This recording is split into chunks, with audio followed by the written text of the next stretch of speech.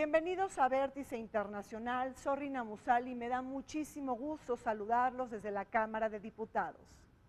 Hoy ponemos nuestra atención en la sesión especial de la Asamblea General de Naciones Unidas sobre drogas que tendrá lugar en Nueva York el próximo 19 al 21 de abril.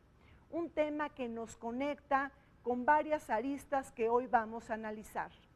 ¿Cuál es el enfoque alternativo en la política mundial antidrogas? ¿Cuáles son los posicionamientos que tiene América Latina frente a este problema transnacional?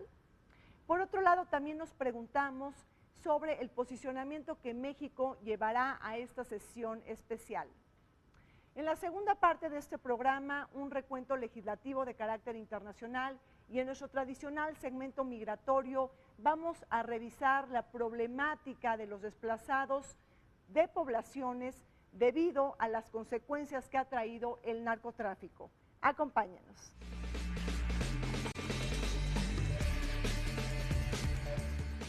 En el siglo pasado, la comunidad internacional, preocupada por el impacto de las drogas en la salud pública, comenzó a prohibir una serie de sustancias y a establecer medidas para eliminar su producción, distribución y consumo. Con los años, la estrategia para combatirla condujo a una guerra a gran escala que incluyó operaciones militares contra pequeños campesinos de cultivos ilícitos, la fumigación química de siembras ligadas a las drogas, encarcelamientos masivos de usuarios y pequeños distribuidores e incluso la pena de muerte para los transgresores de la ley de las drogas en algunos países. La prohibición de las sustancias ilegales puso en el mercado este lucrativo comercio en manos de organizaciones criminales, creando enormes fondos ilegales que estimulan la corrupción y los conflictos armados en todo el mundo. El debate en este ámbito ha avanzado mucho a partir de la sesión especial de la Asamblea General de la ONU sobre drogas, celebrada en 1998, cuyo plan de acción consistió en promover opciones legales y sostenibles socioeconómicamente para las comunidades y pueblos que han recurrido a los cultivos ilícitos como la única manera de obtener sustento. 10 años más tarde, los Estados miembros se reunieron en Viena para discutir los progresos logrados y acordar una nueva declaración política sobre la cooperación internacional en favor de una estrategia integral y equilibrada para contrarrestar el problema mundial de las drogas. Luego de que, durante décadas, los gobiernos de América Latina siguieran las políticas de guerra contra los estupefacientes, promovida por Estados Unidos, la frustración por el fracaso del modelo de control prohibicionista ha llevado a reconsiderar el enfoque represivo de la estrategia mundial contra los narcóticos. Convocada en abril de 2016, la sesión especial de la Asamblea General de la ONU presenta una valiosa oportunidad para revisar y reorientar el futuro en el control de las drogas. El problema mundial de las drogas y la política de fiscalización de estupefacientes debe de colocarse al más alto nivel político en la agenda internacional. La evidencia demuestra que debemos examinar nuevas formas de aproximación, de abordaje y de entendimiento para esta problemática transnacional que no tiene fácil solución. De ahí la importancia de celebrar la sesión especial de la Asamblea General de Naciones Unidas en Nueva York, precisamente una reunión que fue adelantada 3 años antes debido a las gestiones y a las preocupaciones de países latinoamericanos como Guatemala, Colombia y México. Antonio, ¿cuáles son los resultados que se esperan de esta sesión especial de la Asamblea General de Naciones Unidas que tendrá lugar en Nueva York del 19 al 21 de abril? ¿Cómo viene este resolutivo final y cuál es el enfoque que se está privilegiando? El enfoque de salud. Eso es de verdad importante. El documento que ha sido trabajado durante los últimos 2 años, porque hay que decir que lo que se va a abrir en Nueva York la semana próxima es el resultado de 2 años de trabajo, 2 años de trabajo de las delegaciones de los gobiernos que han participado al trabajo preparatorio en Viena, pero no solo en Viena, también a través de la Asamblea Especial en Nueva York, como también de las organizaciones no gubernamentales, como también de las organizaciones de las Naciones Unidas. La Asamblea General de la ONU, Naciones Unidas, tenía programada para el 2019 la siguiente reunión en materia del asunto de drogas. Pero a partir del año 2012, México, Colombia y Guatemala se unen para hacer un pronunciamiento integral entre ellos tres, una manifestación de grupo solicitando a la Asamblea de la ONU el adelantar los tiempos y que la UNGAS, que todo el mundo la conocemos como UNGAS, que es el grupo internacional relativo al asunto de las drogas, se pudiera sesionar en la Asamblea General, pero en el 2016, esto es adelantando 3 años la fecha original. ¿Esto con qué motivo fue? Hay que recordar situaciones y tiempos bien definidos. El incremento delictivo en materia de la violencia en América Latina y en México se da a partir del año 2005. Es cuando empiezan a remontar los índices de violencia más altos de muchos años. Y esto afectó principalmente a México, a Centroamérica y por supuesto a Colombia. Es por ello que Guatemala, Colombia y México se unen en un pronunciamiento conjunto. La comunidad internacional debe enfilarse hacia un cambio de mentalidad en la lucha antidrogas y transitar hacia un régimen alternativo. Un nuevo marco jurídico y normativo que nos permita desmontar la experiencia de las últimas 5 décadas en donde se privilegió la política punitiva y prohibicionista que ha resultado en un fracaso. Los expertos nos recuerdan que la lucha contra las drogas debe superar el debate de la oferta y demanda para incluir una visión más integral asociada a temas de salud, justicia, educación y derechos humanos. No olvidemos que el enfoque represivo en contra de las drogas ha ocasionado muertos, heridos, desaparecidos y desplazados, ha costado vidas y ha alimentado la corrupción, la inseguridad y la inestabilidad política. Vale la pena recordar que en el mundo hay 3 posiciones ya perfectamente definidas.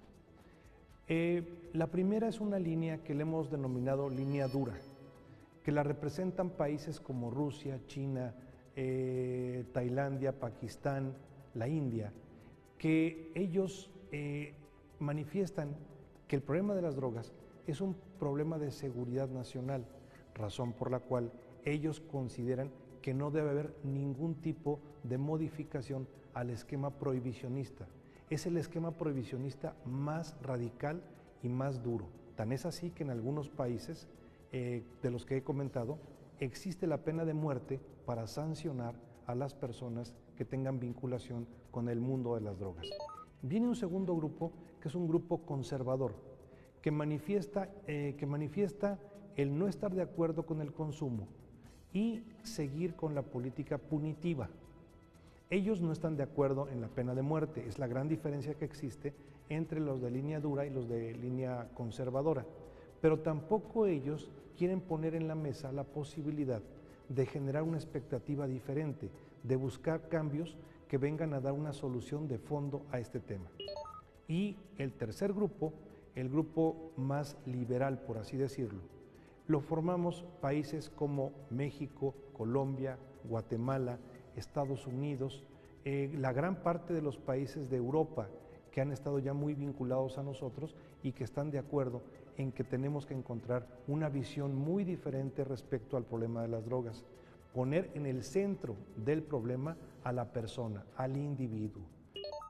El documento, por ejemplo... Es un parteaguas en ese sentido. Mira, el documento no habla de consumo de droga, habla de abuso de droga. Y ya eso es importante porque introduce y de alguna manera pone el acento sobre la prevención no tanto del consumo. No todos los consumidores de drogas tienen problema de salud, pero hay que prevenir el consumo para evitar el abuso. Y allá todo el tema también de la despenalización del consumo. Segundo, el frente sigue unido en la lucha contra los grupos criminales que trafican droga. El narcotráfico sigue siendo un peligro, no solo sigue siendo un peligro, siempre más hay indicaciones que los grupos del narcotráfico, el narcotráfico está conectado con otros crímenes, trata de personas, tráfico de migrantes, armas, lavado de activos, terrorismo, y tiene que ser luchado también con instrumentos más novedosos, sobre todo las investigaciones financieras, ir detrás del dinero, e ir detrás del dinero de los grupos criminales, independientemente de lo que trafican. Y el tercer punto es también imaginarnos una política de droga que tenga, como decía antes, el individuo al centro y el respeto a la promoción de los derechos de ese individuo. La política prohibicionista y persecutoria de las drogas ha generado un mercado negro dedicado a los jugosos negocios de la producción, circulación y consumo de drogas.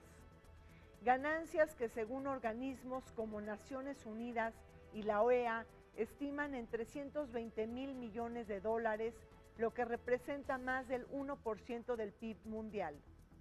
Un mercado negro que debe desinflarse ante el fracaso de la política impuesta por el entonces presidente Nixon, quien encumbró a Estados Unidos como un campeón del régimen represivo a nivel global para suprimir cultivos ilícitos y reprimir a redes de tráfico de drogas con la premisa de que ello abonaría a la caída en el consumo de las mismas.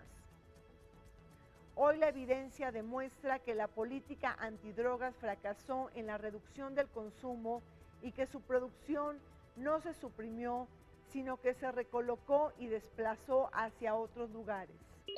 El crimen transnacional organizado existe independientemente de las drogas. Yo que estoy aquí en México, por ejemplo, he empezado un poco a estudiar los orígenes del crimen organizado y también de los carteles mexicanos. Bueno, esos existían antes de las drogas. Es el contrabando, es el mercado del vicio y son las mismas fronteras que generan mercados transnacionales. El mercado de las armas, por ejemplo.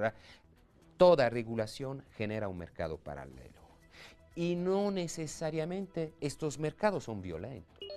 La violencia que ha vivido México, que sigue viviendo México, que vive América Latina, bueno, los mercados más grandes de droga están a Estados Unidos, están a Europa, pero ¿hay la misma violencia? No. Entonces, no es el mercado de droga que genera violencia, no es la droga necesariamente que genera violencia, hay otros factores y es allá que tenemos que ir. De la misma manera, el poder corruptor. Y cuando hablamos de droga, en este documento hay un llamado a lo que es la evolución de los mercados de drogas. Cada año llegan al consumo final, sobre todo de los jóvenes, más de 200 nuevas drogas. Entonces tenemos también que imaginar el enfoque que Estados Unidos imprimió en materia de lucha antidrogas fue exportado al mundo. El encarcelamiento masivo de consumidores, el endurecimiento de leyes de drogas, el aumento de los presupuestos en materia de seguridad, así como una política de militarización de la guerra en contra de las drogas, tocó terreno fértil en muchos países de América Latina y Centroamérica. Fue bajo esta dimensión que nuestros países ponían a los muertos. Sin embargo, las señales de agotamiento y la necesidad de verificar a profundidad el enfoque prohibicionista ha llevado incluso a Estados Unidos a prestar atención sobre otros enfoques más balanceados en su sociedad variada, plural y heterogénea. Naciones Unidas está en contra del uso desproporcionado de la prisión, del uso de la pena de muerte. Seguramente la privación de la libertad tiene que ser proporcionada al crimen que se ha cometido. Y en ese sentido, hoy en día hay crímenes, incluyendo en política de droga, que son desproporcionadamente perseguidos. Cuando a un joven o a una mujer por un crimen de posesión, por un crimen también de pequeño tráfico, se le dan 10, 15, 20 años de prisiones, le estamos destrozando la vida. Entonces, tratar de imaginar formas, políticas criminales más inteligentes, claro, más respetuosas. Y con un enfoque alternativo. Con un enfoque alternativo, que, por ejemplo, se introduce la justicia de género. Las mujeres son víctimas en muchos casos, víctimas de la industria de la droga y víctimas de una política a veces míope de persecución de las drogas. Consideramos que efectivamente los regímenes prohibicionistas, la política prohibicionista en general, no nos ha traído los beneficios que esperábamos. Esa es una realidad.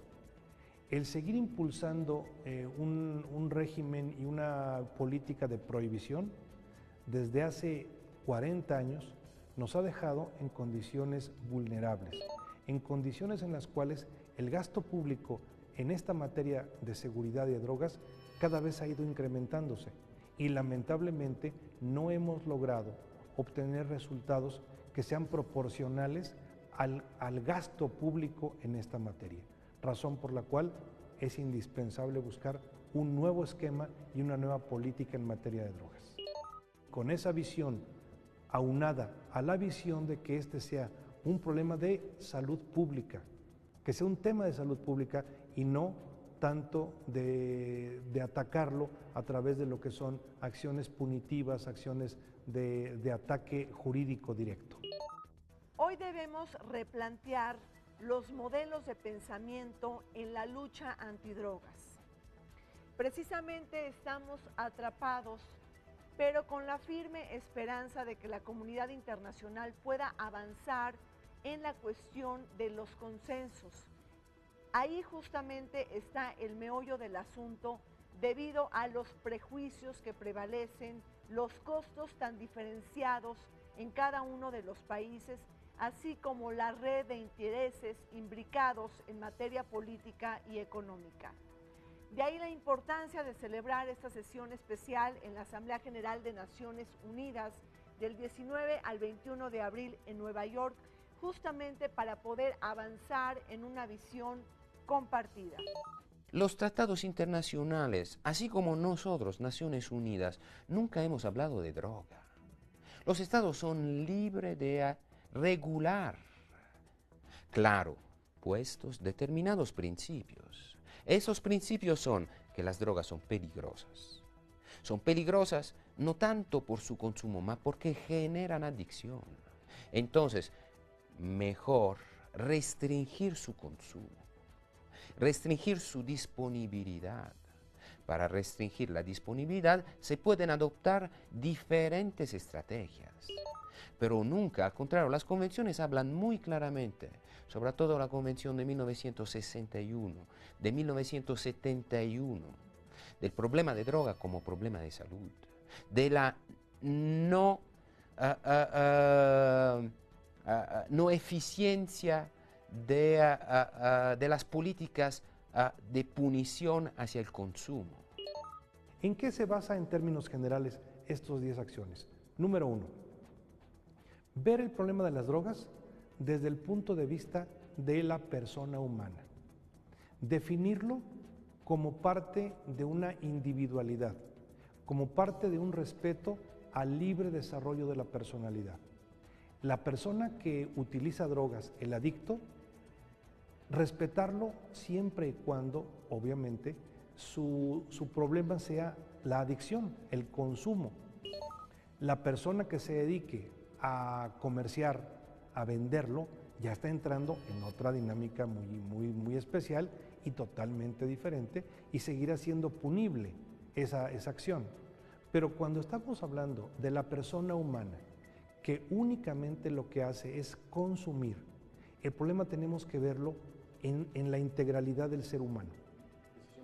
Decisión personal del ser humano. Segundo lugar, ver el tema de las drogas en el contexto del perfil de la persona, verlo como un problema de salud pública, para atenderlo y para dar toda la integralidad de soluciones que implican.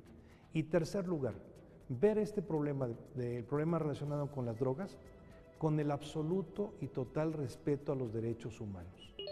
Sobre esos tres gira nuestra visión y una muy importante también, el que en toda esta política de drogas tengamos la visión de género. Establecer una visión de género que es importantísima para que las mujeres tengan un trato especial y preferencial en toda esta dinámica de seguimiento.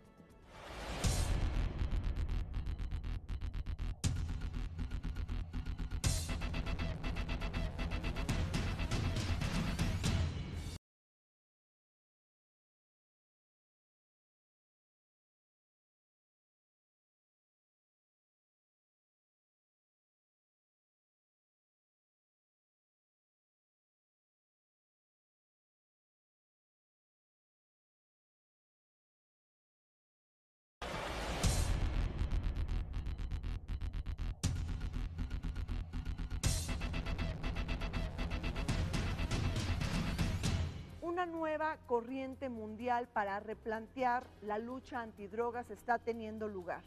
Y es que América Latina no puede ser ajena a este proceso cuando hemos atestiguado la guerra en contra de las drogas con sus enormes consecuencias políticas, económicas y sociales.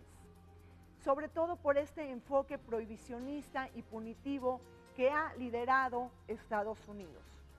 Y es que habría que recordar que América Latina está buscando imprimir un nuevo enfoque en la comunidad internacional, un enfoque más abierto, equilibrado y balanceado y que reconozca el juego de las responsabilidades compartidas.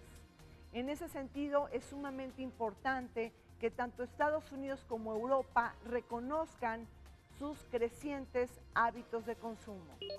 Es muy complicado llegar a un compromiso, pero al mismo tiempo México hizo un gran trabajo. Y América Latina seguramente en estos últimos 30 años ha pagado un precio muy fuerte a lo que ha sido una política internacional impuesta de guerra a las drogas. Pero ya la guerra a las drogas ha terminado. Esta asamblea, por ejemplo, debería poner fin a la guerra a las drogas, pero no a la guerra a los narcotraficantes. Claro, o sea, sobre todo al enfoque prohibicionista, represivo y persecutorio de drogas. Absolutamente, que Eso además se no está claro. en las convenciones internacionales. El gran problema de esto es que en nuestro país estamos también seguros de que las respuestas para cambiar no pueden ser de un solo país. Tienen que ser regionales y lo mejor, mundiales. La solución del problema no la puede dar un solo país en lo particular. Tiene que haber un consenso regional, continental, mundial, para que todos unidos en una misma idea, en una misma línea de trabajo, es lo que podamos realmente dar frente a los problemas de las drogas y solucionarlo en beneficio de la sociedad. Encarar la problemática de las drogas bajo una nueva mentalidad ha tomado centralidad en los países de América Latina. Ahí está el posicionamiento que delineó la Comisión Global de Políticas de Drogas, integrada por los expresidentes Fernando Henrique Cardoso, César Gaviria y Ernesto Zedillo, de Brasil, Colombia y México, precisamente hace 5 años. A partir de ahí, otros presidentes y figuras de alto nivel han buscado revisar el régimen mundial de fiscalización de estupefacientes. El presidente de Colombia, Juan Manuel Santos, presentó, por cierto, un plan de política antidroga basado en la sustitución de cultivos ilícitos, respaldando el enfoque preventivo y de salud pública a propósito de evitar las sanciones penales para castigar a consumidores.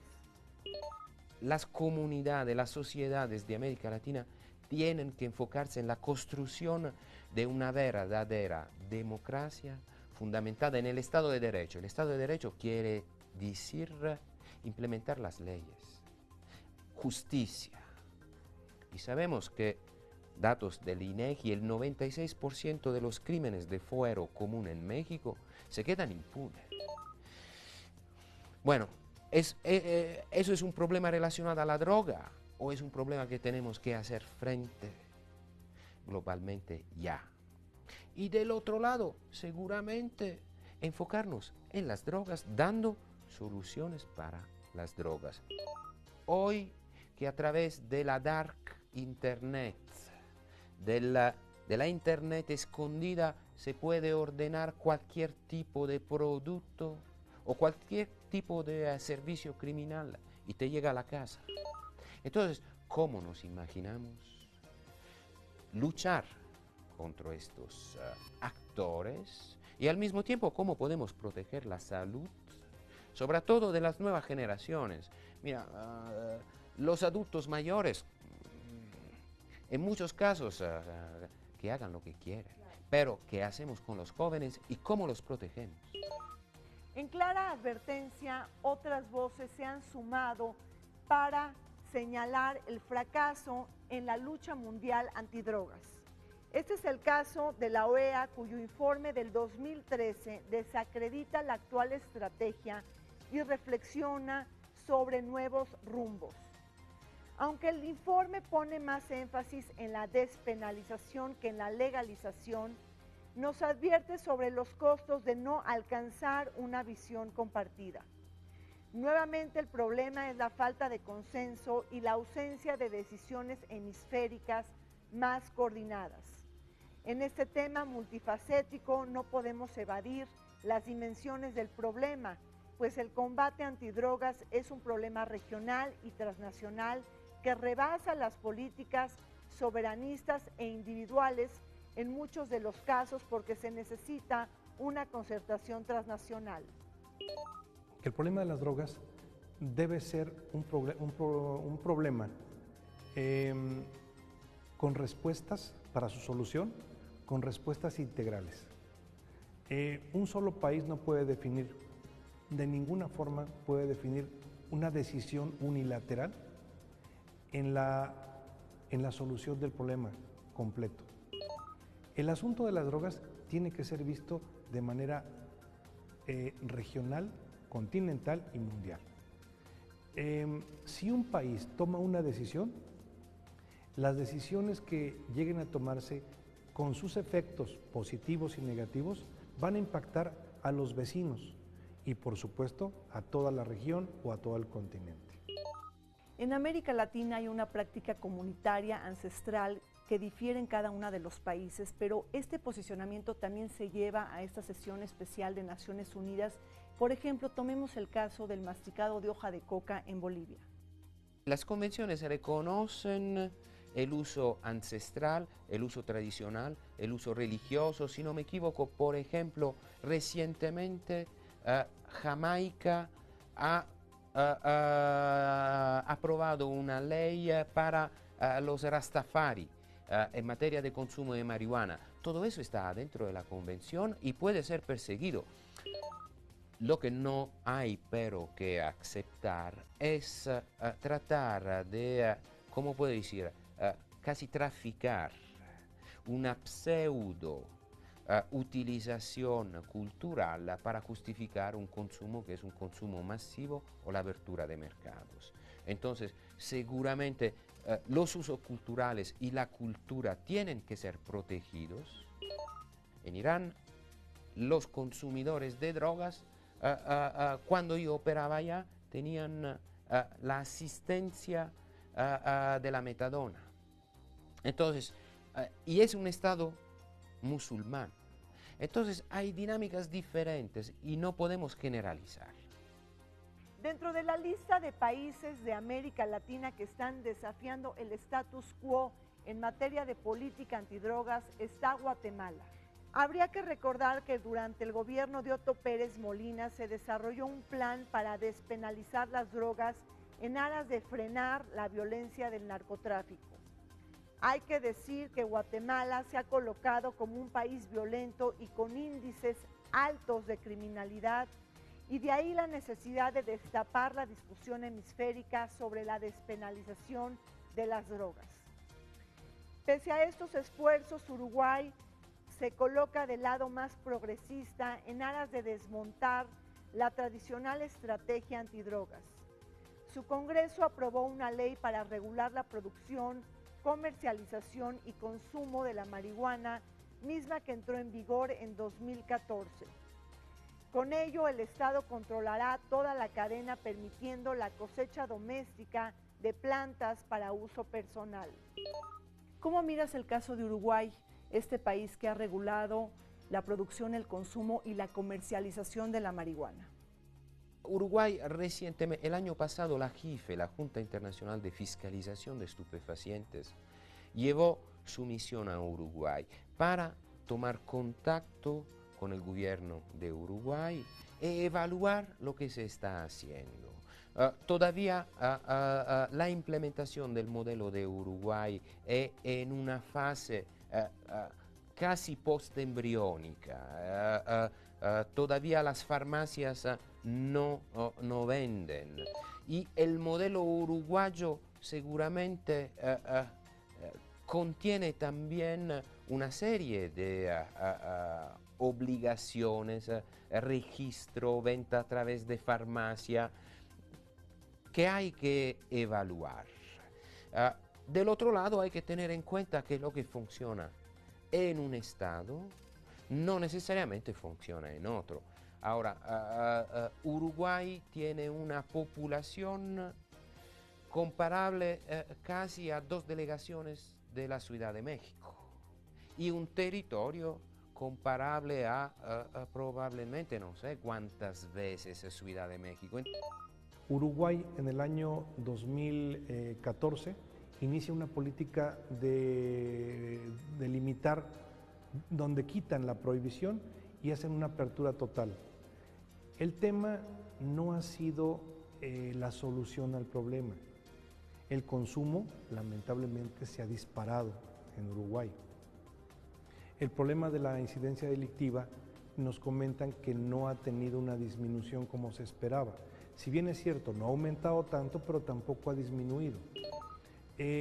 Los países vecinos a Uruguay lo están viendo como un paraíso, en el sentido de que obviamente pues todos los cercanos a Uruguay, los vecinos, lo que no pueden consumir en su país, pues lo van a consumir a Uruguay, perdón. Y eso obviamente también trae otro tipo de complicaciones. El objetivo de Uruguay, su propuesta no era mala, o no es mala, pero el problema es el siguiente: tiene que ir acompasado al mismo ritmo de evolución de los países de la región para que tenga un efecto realmente importante y que impacte de manera positiva a todos. El nuevo ambiente sobre drogas también toca terreno fértil en Estados Unidos. Hay varios estados como Washington, Oregon y Colorado que ya han regulado el mercado de la marihuana y otra veintena de estados de la Unión Americana que aceptan su consumo bajo fines médicos. Lo que hay que entender y poner en dimensión es que en Estados Unidos cada vez hay una mayor tolerancia frente al tema y se están ampliando sus grados de flexibilización. También vemos sorpresas y signos innovadores dentro del discurso y de la narrativa para privilegiar el enfoque preventivo y de salud pública frente al agotamiento de este tema en términos tradicionales. Estados Unidos también ha tenido cambios significativos en materia de política antidrogas. Tan solo veamos lo que está pasando en algunos de sus estados, quienes han de alguna manera regulado el mercado de la marihuana y otros los han utilizado para fines médicos. Y ahí hay un camino encontrado entre México y Estados Unidos que de alguna manera también nos está afectando a los ciudadanos mexicanos. A final de año habrá un referéndum en California. California ya desde hace mucho tiempo tiene la marihuana terapéutica. Habrá un nuevo referéndum sobre la marihuana a fines recreativos. Seguramente esto es también un elemento de, ¿cómo puedo decir? Que pueda activar un nuevo cambio, ¿no? Que tendrá que ser debatidos entre seguramente la agenda bilateral Estados Unidos-México, como también a nivel global. Es cierto que sería paradoxal que México fuera importador de marihuana desde Estados Unidos. Pero Sí, claramente, los estados de la Federación Norteamericana legalizan y tienen una producción lícita, y México sigue con su política. ¿Por qué? Porque piensa la salud de los mexicanos. Bueno, no sería descartar que en el futuro los traficantes de marihuanas serán los que están en Estados Unidos y los consumidores serán los mexicanos. Estados Unidos tiene en este momento una política interna en algunos estados donde están ya aperturando totalmente el uso de la marihuana, no solo para fines medicinales y científicos, sino ya es para el uso recreativo, lo cual está impactando a estados cercanos, por ejemplo, a Colorado. Esto tiene implicaciones que tienen que ser medidas y que tienen que ser muy cuidadas, medidas muy cuidadas y muy protegidas para no generar un problema alrededor de los demás. En el caso de México es exactamente lo mismo. Nosotros vemos con respeto lo que ocurre en Estados Unidos, pero por supuesto lo vemos con mucho cuidado para efecto de que esa apertura que tienen en varios estados de la Unión no nos afecte a nosotros. México ha sido uno de los países más afectados por este enfoque prohibicionista y persecutorio de drogas. Hemos sufrido en carne propia una guerra cruenta que ha dejado a miles de muertos, de desplazados y de desaparecidos. Todo esto ha ayudado a empoderar el negocio del crimen organizado transnacional.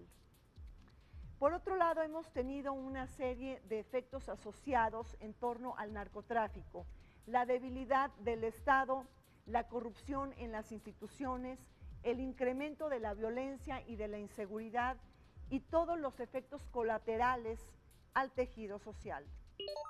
América Latina ha sufrido en carne propia una guerra en contra de las drogas con saldos muy lamentables, sobre todo en México, por los desaparecidos, los desplazados y miles de muertos en torno a la guerra en contra de las drogas. Ahí México ha impulsado un posicionamiento internacional distinto, alternativo. Creo que México ha impulsado mucho, México ha impulsado también la Convención de Palermo contra el crimen transnacional organizado. Y desafortunadamente, yo diría, hay una retórica que no necesariamente nos ayuda.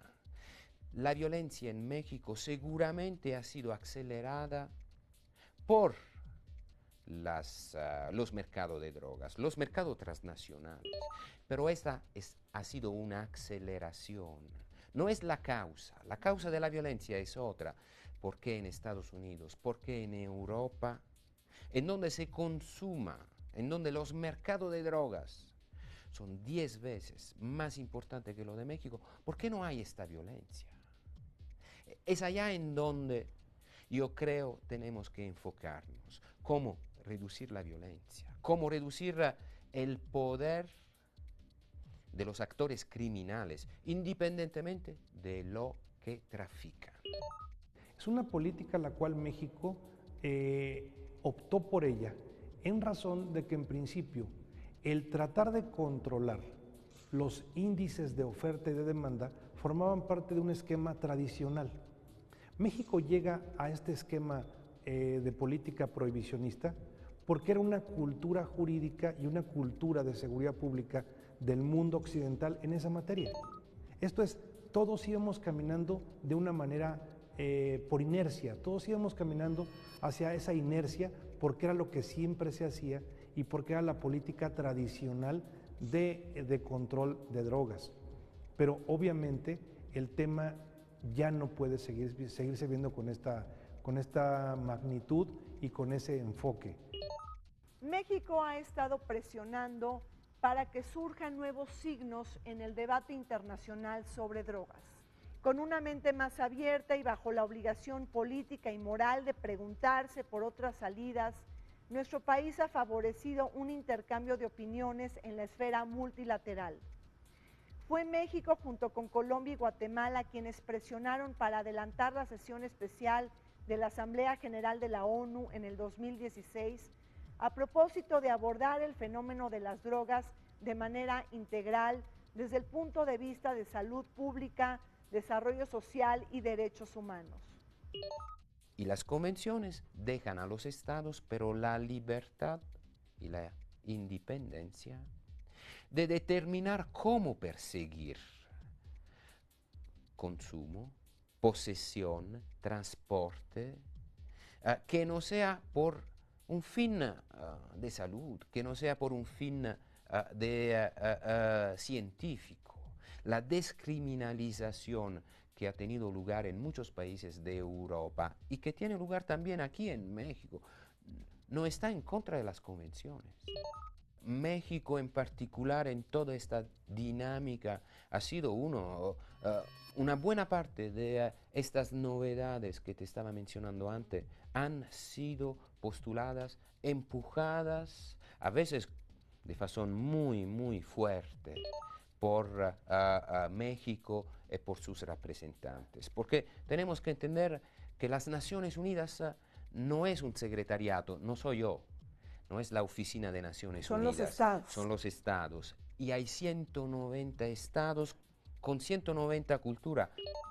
A partir del año 2012, que el gobierno de México, junto con Colombia y Guatemala, impulsamos el adelantar la UNGAS de 2019 a 2016. Del 12 hasta esta fecha se han venido llevando a cabo reuniones semestrales, tanto en Viena como en Nueva York, tendientes a ir diseñando un esquema final para que la próxima semana en Nueva York los jefes de Estado y las delegaciones que se encuentren de todo el mundo, de estos 95 países que decidieron discutir y tratar de llegar a una solución en materia de drogas, puedan ponerse de acuerdo y podamos definir de manera concisa las acciones que se vayan a realizar. Bajo el actual gobierno se han construido nuevos signos de cambio en la política antidrogas. Bajo un enfoque más abierto se ha facilitado un debate para despenalizar el consumo de algunas drogas en el país. Parteaguas de esta historia fue el fallo de la Corte Suprema de Justicia que amparó a 4 personas para el autoconsumo de marihuana con fines recreativos en noviembre del 2014. Precisamente este fallo marcó la nueva hoja de ruta para legislar al respecto, una decisión histórica y de gran calado que también abrió la puerta a la discusión en el Congreso. Ahí destaca la iniciativa de la Ley Pro Marihuana que presentó Roberto Gil Suart, el presidente del Senado de la República, y los foros realizados en diferentes ciudades de México para debatir sobre la legalización de esta sustancia. Antonio, ¿cómo estás mirando los cambios en la actual política antidrogas? Hemos tenido cambios significativos, ahí está el fallo de la Corte Suprema de Justicia y también están pues los foros que han buscado regular también la marihuana, es decir, hay un debate público en México, ¿se han generado ya los consensos necesarios? El presidente Enrique Peña Nieto fue muy puntual y fue además bastante claro cuando el año pasado empezamos a nivel social a percibir que había grupos de la sociedad civil que estaban exigiendo el ser escuchados, el ser oídos en foros dentro de los cuales las autoridades estuvieran presentes. El presidente Peña de inmediato instruyó para que el secretario de Gobernación, el licenciado Osorio Chong, de inmediato organizara, junto con las demás áreas del gobierno que tienen vinculación con ello, como son el sector salud, como son todas las áreas vinculadas al desarrollo humano y también las áreas jurídicas, que se llevaran a cabo foros para escuchar a todo el mundo. El caso de la sentencia de la Corte Suprema hacia la promoción de los derechos individuales, como también del análisis y de la búsqueda del equilibrio entre los derechos individuales y los derechos colectivos. Eso es un debate que no puede que enriquecer el desarrollo, el fortalecimiento de la democracia en México. Y ojalá que sigan, porque una sociedad que sea de verdad democrática y desarrollada, tiene al mismo tiempo que promover los derechos individuales y protegerlos, al tiempo stesso promover y proteger los derechos colectivos. Entonces, si de un lado hay un derecho a la autodeterminación, del otro lado hay un derecho a la salud o un derecho a un orden público que tiene que ser respetado y que puede también encontrar soluciones diferenciadas. El habitante de Ciudad de México probablemente es muy diferente del habitante de las comunidades de Chiapas o de Sonora. Dentro de los signos del cambio y bajo una consigna del Parlamento abierto, es que en el Congreso de la Unión se generaron una serie de audiencias públicas para definir el posicionamiento que México llevará a esta sesión especial de la Asamblea General de Naciones Unidas en Nueva York. Y es que este posicionamiento pudiera tener distintas implicaciones, entre ellas también redefinir la política de seguridad en el país y quizá también la necesidad de reformar algunas leyes vigentes, entre ellas, por ejemplo, la Ley Federal contra el Crimen Organizado, pero también la Ley General de Salud. Y a propósito de todo este debate, habría que preguntarse cómo es que la comunidad internacional recibe el hecho de que Enrique Peña Nieto no vaya a asistir a esta sesión especial de la Asamblea General de Naciones Unidas.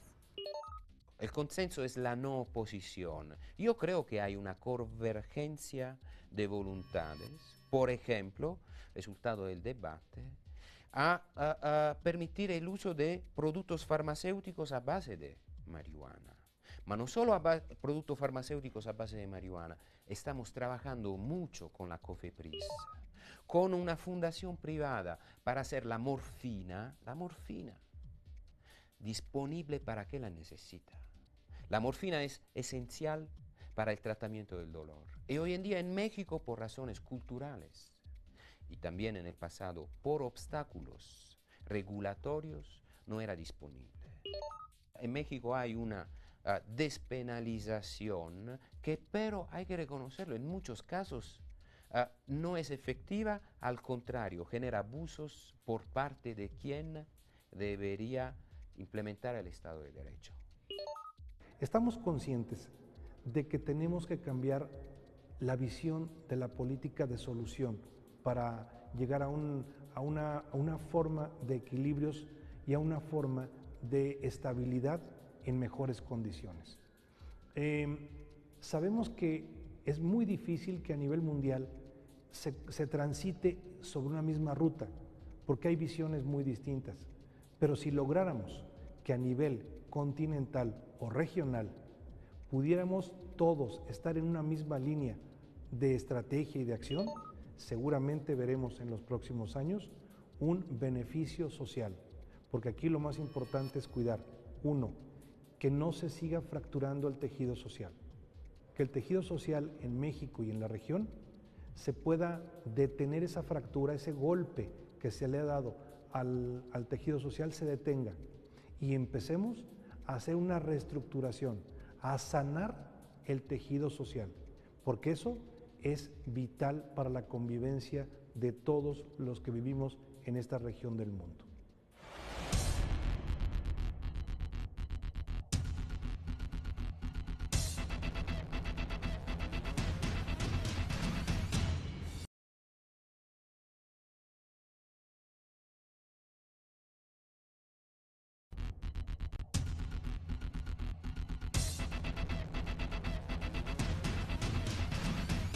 Vayamos con nuestro tradicional segmento migratorio y en esta ocasión Federico Lamont nos va a platicar sobre el desplazamiento de poblaciones que está ocasionado por el narcotráfico.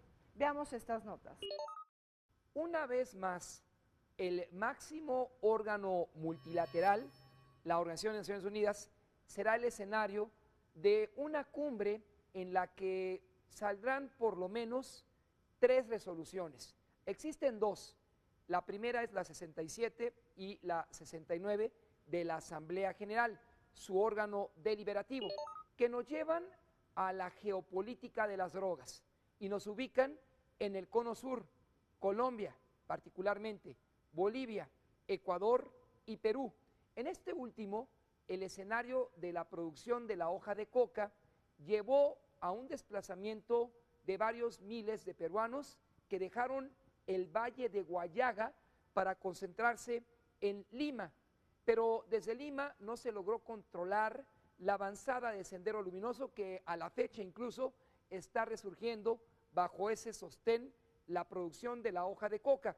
La hoja de coca peruana se traslada a Colombia y hay 3 regiones importantes de Colombia, una de ellas en Antioquía, donde al producirla en laboratorios clandestinos, pues ya se manda procesada hacia México y de México hacia el norte del río Bravo. Ahí se encuentra un mercado de 8.4 millones de estadounidenses que la necesitan lamentablemente. Y la solución, a partir de las 2 resoluciones de la Asamblea General de Naciones Unidas, nos marcan lo siguiente: el acuerdo, la firma entre jefes de Estado y Gobierno o cancilleres para que se adopten 3 convenciones adicionales. La más significativa habla sobre corresponsabilidad, una acción multilateral de los estados que son productores o donde transita la hoja de coca procesada y convertida en cannabis.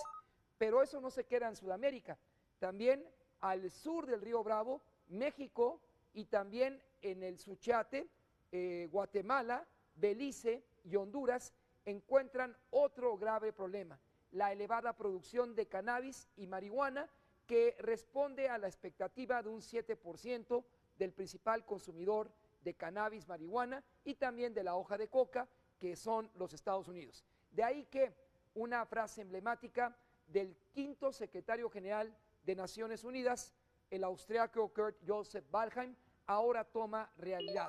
O firmamos un documento que nos haga más corresponsables, o el flujo de drogas continuará mermando a nuestras juventudes, que son la esperanza para revertir el deterioro que actualmente vive la aldea global. ONU tiene una vez más la esperanza y respuesta a este flagelo. Demos pie a nuestro tradicional segmento legislativo para comentar las actividades internacionales que tuvieron lugar esta semana en el Congreso de la Unión.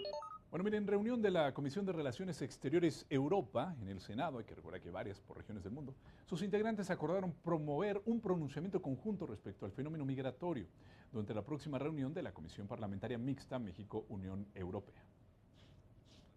La realidad es que todos los países en el mundo se están preguntando cuánta gente pueden recibir, a qué derechos le pueden dar a esas personas que van llegando, hasta qué momento pueden dejar de recibir y qué reglas tendría que poner para ya no recibir a más gente. Pero el riesgo de estar generando violaciones en los derechos humanos de los migrantes, por supuesto que es una verdadera desgracia y un riesgo grave y de fondo. Sin duda coincidimos en el asunto, y eso pues refuerza, yo creo, la necesidad de poder contar con un instrumento legal de peso como puede ser una ley, pero una ley que agrupe todo esto y que permita que en situaciones como la situación sucedida tan lamentable en Egipto haya protocolos de una respuesta inmediata. Pues en la sesión ordinaria del Senado, esta Comisión de Relaciones Exteriores presentó los 4 dictámenes que ratifican los nombramientos de Luis Alfonso de Alba Góngora como representante permanente de México ante la Organización de los Estados Americanos, con sede en Washington, Estados Unidos, de Andrés Isaac Roemer Slumiansky como representante permanente de México ante la UNESCO, la Organización de las Naciones Unidas para la Educación, la Ciencia y la Cultura, que tiene su sede en París, Francia. La senadora Gabriela Cuevas fundamentó estos dictámenes, quiere decir, expuso al Pleno las razones por las que decidieron ratificarlos. Hoy la relación entre México y la OEA tiene que pasar por un proceso de amplio diálogo, de mucho contenido, de nutridos acuerdos y, por supuesto, de un tejido que lleve a la renovación del compromiso de nuestro país por los derechos humanos. Valoramos que, si bien no es un nombramiento que pertenezca al Servicio Exterior mexicano. Su trayectoria como cónsul general de nuestro país en San Francisco fue una trayectoria de buenos y reconocidos resultados. También ante el Pleno se pusieron a discusión los dictámenes con nombramientos de Alicia Guadalupe Buenrostro Macié como embajadora extraordinaria y plenipotenciaria de México ante la República de Austria y en forma concurrente ante la República Eslovaca y la República de Eslovenia, y también de Alejandro Negrín Muñoz en la República de Polonia. Fue el caso también de la embajadora Alicia Guadalupe Buenrostro Macié, para quien los temas multilaterales constituyen una constante durante su desempeño diplomático y su trabajo académico. Tanto la calidad de su trabajo en las representaciones diplomáticas en las que se ha desempeñado previamente, como sus conocimientos en el ámbito multilateral, son de destacarse. Se trata de dos personas con amplísima experiencia. Para el caso particular del nombramiento para Polonia, el embajador Negrín cuenta con una trayectoria de más de 35 años en el servicio exterior. De esos 35 años, los últimos 6 ha sido director justamente para Europa. Después de la fundamentación de estos dictámenes y en votación separada, con 62 votos en pro, 6 en contra y 2 abstenciones, se avaló el dictamen para ratificar el nombramiento de Andrés Roemer Slomianski como representante de nuestro país ante la UNESCO, y también con 68 votos a favor, 0 en contra y 0 abstenciones, se avaló el dictamen para ratificar a Luis Alfonso de Alba Góngora como representante permanente de México ante la OEA. El nombramiento de Alicia Guadalupe Buenrostro Macié como embajadora ante Austria fue aprobado con 69 votos. Pero mire, al someterse a votación, el nombramiento de Alejandro Negri como embajador en Polonia o ante Polonia, se registraron 59 votos, es decir, no se alcanzó el número mínimo de legisladores que debe haber ahí en el Pleno, lo que se denomina quórum, y el reglamento, la ley orgánica, indica que si no hay quórum, tiene que darse por concluida la sesión ordinaria, cerrarse. La próxima sesión, por lo pronto, deberá someterse a votación del Pleno este nombramiento y se espera que sea la próxima semana, como lo indica también la forma parlamentaria, cuando los representantes de México ante la OEA y la UNESCO y los embajadores ratificados rindan protesta ante el Pleno y hagan el juramento respectivo de guardar y hacer guardar la Constitución. Llegamos al fin de Vértice Internacional. Soy Rina Musal y como siempre les recuerdo que este programa se transmite todos los martes a las 9 de la noche y en repetición todos los sábados a las 19 horas. Vértice Internacional, un programa para todos aquellos que les gusta vivir sin fronteras.